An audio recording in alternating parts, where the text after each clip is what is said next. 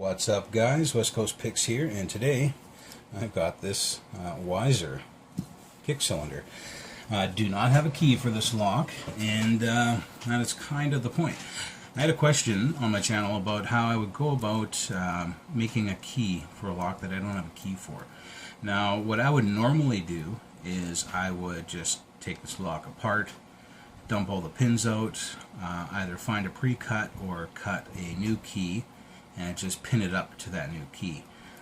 It's a hell of a lot quicker, it's easier, and you get the bitting you want and all that good stuff. But if for some reason, which I'm sure was the point of the question, if you wanted the bitting information out of this lock and to make a key for it, how would I go about doing that? Well, this is how I would go about doing it. There's a couple ways you can do it. One is the technical way, and another way is just the brute force way. So we'll go over the technical way first, but both methods start the same, and that is getting the lock open and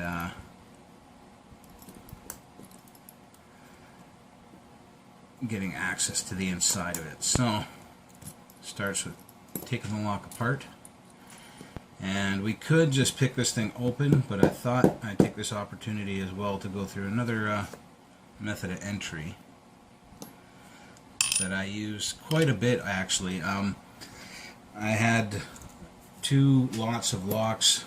I don't know if you guys watched my channel. You saw that I got 55 at one point and then 77 at another point. So it was like 130 locks or something like that I had. And instead of picking each and every single one of them open, I would just shim them open from the back. So once you got the lock out, you got access to it here. The easiest way, if you got a lot of these to do, or if you got a particularly horrible bitting, or if you're not that great of a picker, or whatever, you can just slide your shim in the back here, and grab a pick, and just start lifting pins. And when you get a pin to the right level, you'll see the shim drop in. Let's do it this way. It's already in one pin, but you can see as I go further and further, and you can usually just rake. That's all I'm doing right now, is just raking. And as you set more and more pins, the shim goes in between, and you get further and further in the plug until you are through, just like that.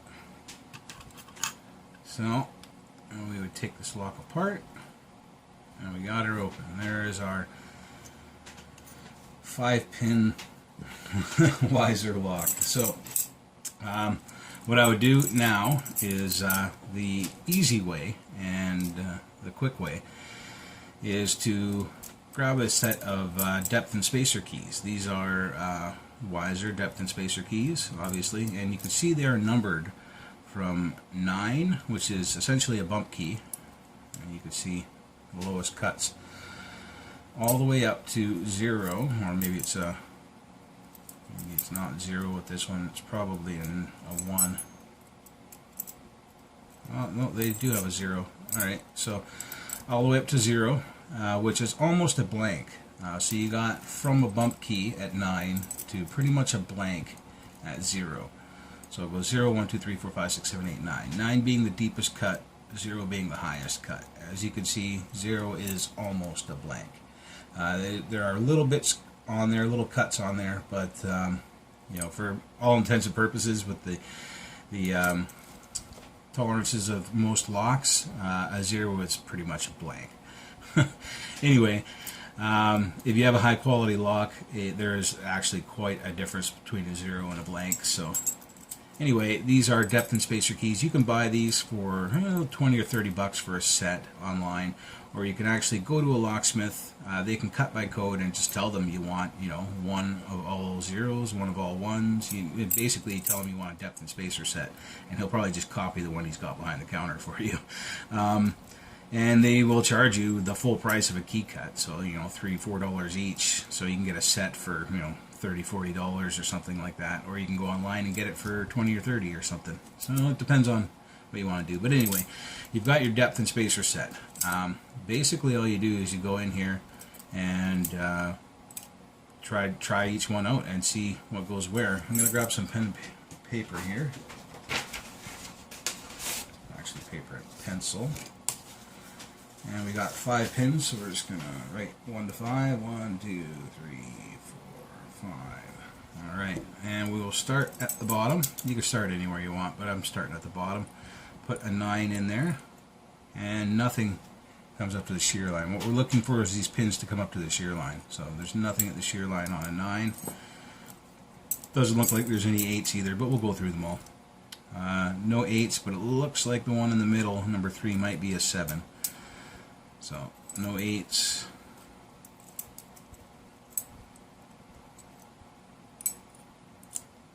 And we do have a 7 on 3. So 3 is a 7. Write that down.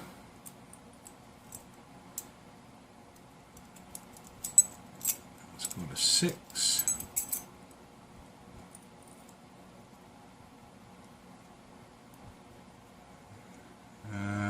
It looks like 1 is probably going to be a 5. It's not quite. I can see that our 7 is our third pin is actually a 7 because now we're on 6 and it looks a little too high. So 5 is probably going to be number 1. You can see this coming up ahead here. And it indeed is. So 1 is 5. And basically you're just sticking them in one at a time and looking for pins to reach the shear line. And when they do reach the shear line, that is the number for that pin. Let's try 4. And it looks like we have not a 4, that's going to be a 3.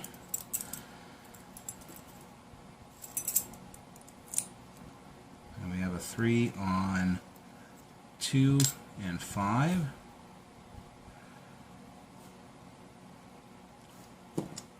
And it looks like it's going to be a 2 on pin number 4. 2 in, and it indeed is a 2 on number 4. So our binning for this lock is 53723. And that is the code for this lock. We have it now. We can put this lock back together. And then, using these same depth and spacer keys, we can go over to our key machine and cut this code out. I'm going to set up my camera. I'm going to go over to my crappy little key cutter. I don't have the 221 set up yet, so it's going to have to do. And we will cut out this key. Alright guys, I'm here at the cutter. I got the camera set up. It took a little bit to get it balanced here. It's actually got a chair on the tripod, but I actually got it so you guys can see what's going on here. We have our bitting.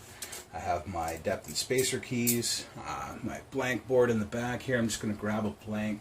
I believe it's WR3. And I'm just going to make sure the blank actually fits in the lock properly. And it does. So that is good.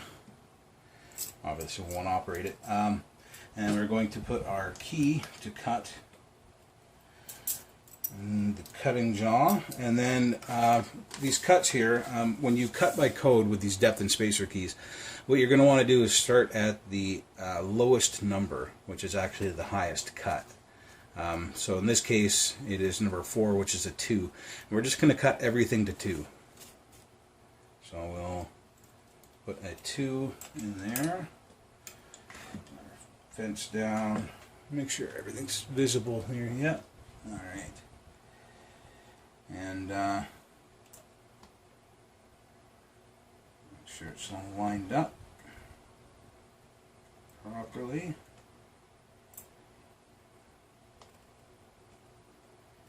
And we are good. Alright. So now I'm going to cut everything to a 2.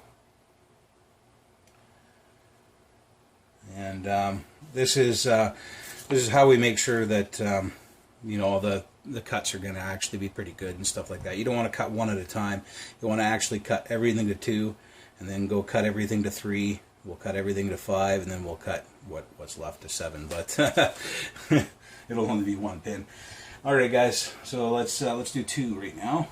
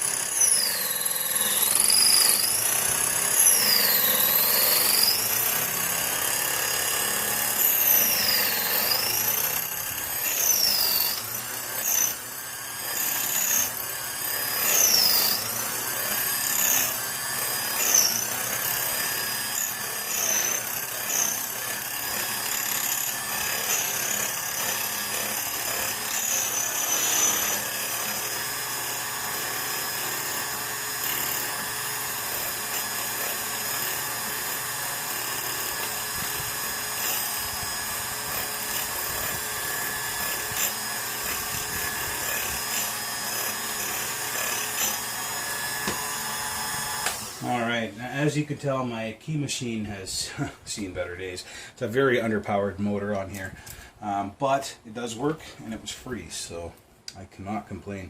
I do have a 220 volt, very nice machine. It's really high powered, but I don't have the 220 volt hooked up yet, so soon, I hope. Soon, I hope. Alright, so now we're going to do everything to 3.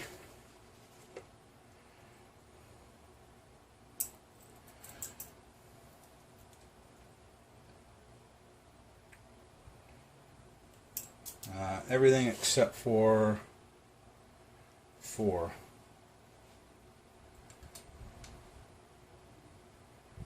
So we're going to skip over 4. And cut everything else to a 3.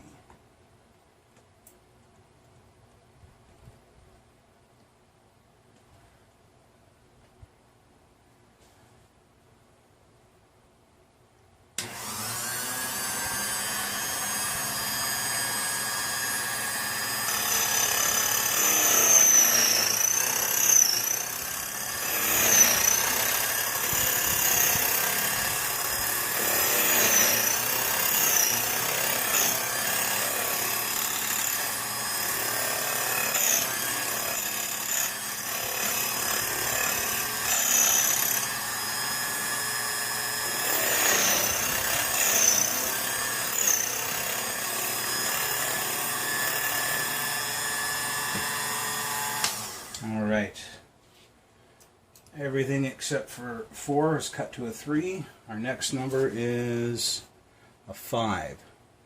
We're going to cut everything except for, well, actually we're just going to cut 1 and 3 to 5.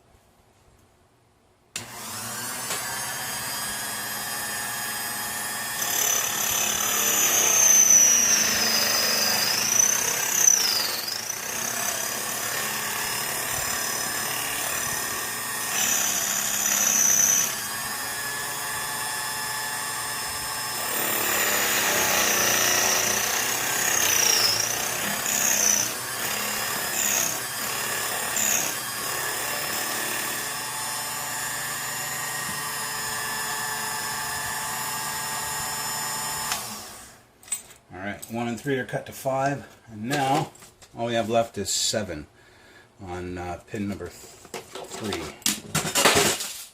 Crap, dropping stuff. As long as it's not the camera, I'm happy. So we'll get 7 in here.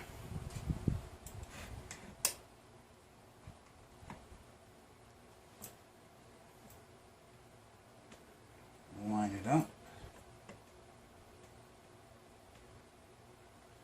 And we're cutting number 3 to 7.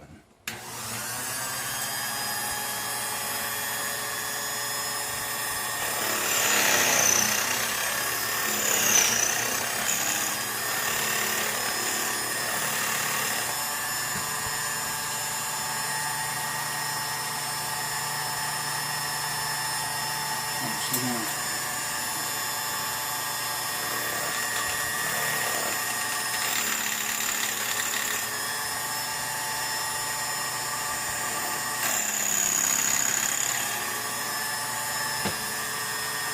we go. Now we're just going to clean it up.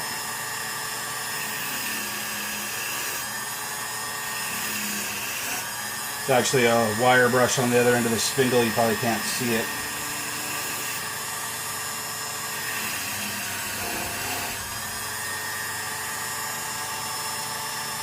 That looks pretty good. And now the moment of truth. So we have our key cut. We'll put it in, and it works good. So now we have a working key for this Wiser, 5-pin Wiser, cut by code from depth and spacer keys, decoded and cut by depth and spacer keys. So another method you can do, guys, is if you don't have spacer keys and a key cutting machine and stuff like that, or if you don't even have a key cutting machine, you can get this code once you've decoded it and bring it to a locksmith and say, I need you know, a WR3 with 53723, and he'll cut it for you, and you will have a working lock for that, a working key for that lock. Another thing you could do is just grab a blank and start hand filing. You know, there's videos on how to do that, and maybe I'll do another video on that later. But anyway, that's how I would do it, by code keys, how I would capture the bitting information out of this lock, how I would cut it by code. And just remember, when you're cutting by code, sorry guys, I'm bumping the chair here, that you're going to want to start with the lowest number first, which is the highest cut, and you cut everything to that number. And then from there, you just work your way up the numbers and skip over the lower numbers. So the next one would be 3. You cut everything to 3 except for 2 because it's lower. And then the next lowest number is 5. You cut everything to 5 except for 3 and 2 because they are lower. And then when it's 7, you would cut everything to 7 except for everything that's lower than it, which is everything else. So that's how you would do it, guys. And that's how you end up getting nicer gradual slopes on your keys, instead of having really sharp 90s and stuff like that when you actually move from number to number that way, instead of just cutting each one individually. It works out a lot better, and works really good. Nice smooth key for this lock now. Unfortunately, I'm probably not going to keep this bitting because it's not extreme or anything like that. This is just a wasted key for me, and this will be pinned up as a challenge lock to something with more extreme bitting. Anyway, guys, that's how I do it. Any more questions? Yeah, let me know. I'll do my best to answer and explain how I do it anyway. Time to clean up now. All right, guys, later.